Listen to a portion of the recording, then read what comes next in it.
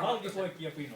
Antero Möttösen, paltamolaisen eläkeläismetsänomistajan ja sahatyöntekijän sanoittama laulu Siipioravasta.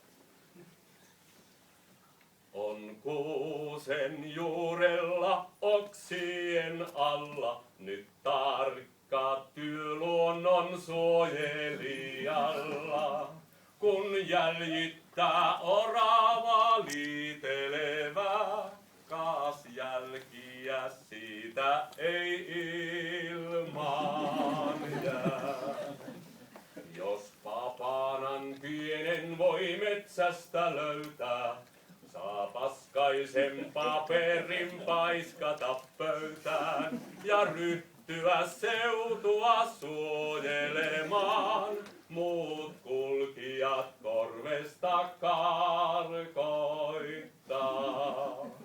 Jos metsästä löydy ei oravan lantaa, voi papanat pussilla paikalle karttaa.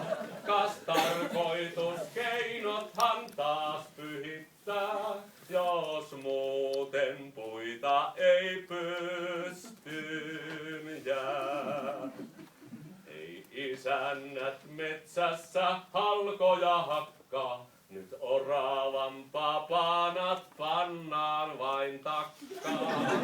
Kun talven tuiskut käy laukkaamaan ja nurkkaan pakkaanen